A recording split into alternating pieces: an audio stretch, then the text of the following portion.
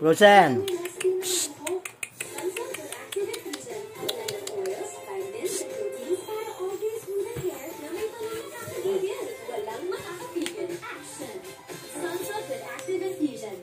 Breakfast time! Have a medium-sized breakfast with latest choice chicken spread. Gawa sa real chicken at farm-fresh. Sarap ng chicken. Hindi pa nga yan kumakaon eh. Sarap! Isang sachet, 5 pandesal. 12 pesos lang.